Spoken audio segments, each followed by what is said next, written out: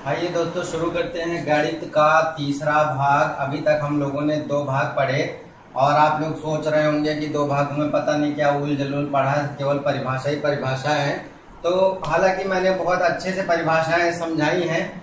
तो आज के भाग को पढ़ने के बाद तीन संख्याएं और पढ़ेंगे। इसके बाद आपको मैं बताऊंगा कि उन परिभाषाओं की परीक्षा में क्या वैल्यू है और अभी तक परीक्षाओं में उनसे संबंधित जो भी प्रश्न आए हैं 2011, 13, 14 और 16 की टीईटी की परीक्षा में, वो हम सॉल्व करके आपको बताएंगे। आइए देखते हैं। पहली परिभाषा है परिमेय संख्या की। ऐसी संख्याओं का समुच्चय जिसे P अपॉन Q के रूप में निरूपित किया जा सके जहां P और Q कोई दो आपस में अभाज्य संख्याएं हैं। ऐसी संख्याओं का समुच्चय जिसे P अपॉन Q, यानी एक तरीके से कह सकते हैं जिसे भिन्न के रूप में लिखा जा सके, लेकिन कंडीशन ये है कि P और Q आपस में अभाज्य हों, यानी एक दूसरे से ना विभाजित हों, और Q is not equal to 0 और Q का मान 0 नहीं होना चाहिए, यानी जो आपका हर है वो कभी भी 0 नहीं होना चाहिए। तो इसको हम परिमेय संख्या कहेंगे। सभी पूर्णांक संख्याओं को भी परिमेय संख्याओं के रूप में लिखा जा सकता है। पूर्णांक संख्याएं याद आ रहा होगा आप लोगों को, मैंने बताया था परिभाषा जिसमें माइनस वाली, प्लस वाली और 0 तीनों शामिल होती हैं, तो ये पूर्णांक संख्या होती है। ये हमने एक एग्जाम्पल यहाँ पे लिखा है। परिमेय संख्याओं के रूप सभी पूर्णांक संख्याओं को भी परिमेय संख्या के रूप में लिखा जा सकता है, यानी -25/1 यहाँ पे हमने करके दिखाया है।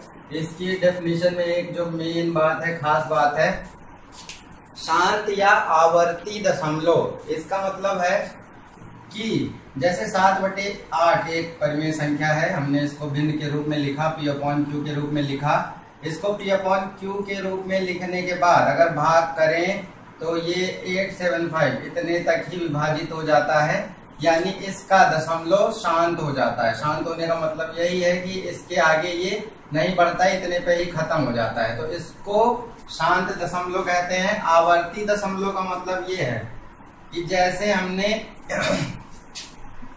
1/3 का किया भाग, तो 0.333333 ये अनंत तक 3 ही आएगा। तो ये आवर्ती का मतलब बार बार उसी चीज की पुनरावृत्ति, तो ये आवर्ती दशमलव का उदाहरण है। तो दोनों शांत दशमलव का मतलब एक निश्चित सीमा के बाद संख्या अंक जो है लिमिटेड हो जाए, और आवर्ती दशमलव का मतलब है वही अंक बार बार आता रहे। तो ये वैसे उतना ज्यादा इम्पोर्टेंट नहीं है, लेकिन अपरिमेय संख्या से क्वेश्चन पूछ लिए जाते हैं।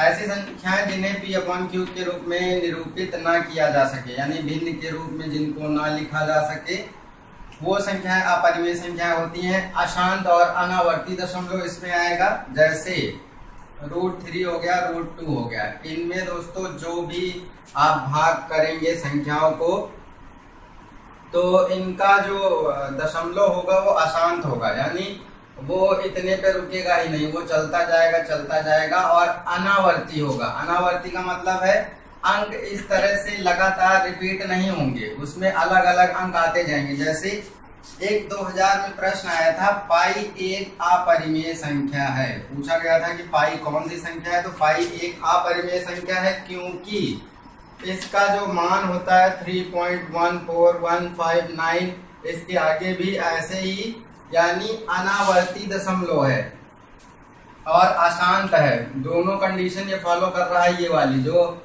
अभाज्य संख्या की कंडीशन है, अशांत दशमलव है पहली बात, तो दशमलव के बाद अंक रुक नहीं रहे, लगातार बढ़ते जा रहे हैं, और अनावर्ती का मतलब है कोई अंक जो है रिपीट नहीं हो रहा है, अलग अलग अंक आते जा रहे हैं। इस वजह से ये एक अभाज्य संख्या है और आपको इसको रटना पड़ेगा, क्योंकि ये हमेशा ही तमाम एग्जाम्स में पूछा जाता है। पाई एक अपरिमेय संख्या है। सबसे छोटी अभाज्य संख्या, जब हमने अभाज्य संख्या का टॉपिक पढ़ाया था, ये 2016 में दोनों क्वेश्चन आए हैं, पाई और सबसे छोटी अभाज्य संख्या। तो अब आपको महत्व समझ में आ रहा होगा जो हमने पढ़ाया है। तो 2016 में ये भी पूछा गया था, सबसे छोटी अभाज्य संख्या कौन सी है, तो वो 2 है। ये हमने एक्सप्लेन किया है। भाग 1 में आप अच्छे से देखिए इसको, और अब आपको महत्व पता चल रहा होगा कि 2016 में अगर किसी को इन परिभाषाओं का कॉन्सेप्ट पता रहा होगा तो ये 2 क्वेश्चन फ्री में उसको मिले होंगे। और एग्जाम में एक एक नंबर दोस्तों बहुत मायने रखता है, इसलिए बहुत ही ध्यान से पढ़ना पड़ेगा आपको। और सारी परिभाषाएं जितनी हमने संख्याओं की बताई हैं उनको बहुत ही अच्छे से पढ़ना पड़ेगा, स्पेशली अपरिमेय संख्या और अभाज्य संख्या। अब 2014 में भी एक क्वेश्चन अभाज्य संख्या से आया हुआ है। प्रथम 5 अभाज्य संख्याओं का योग क्या होगा।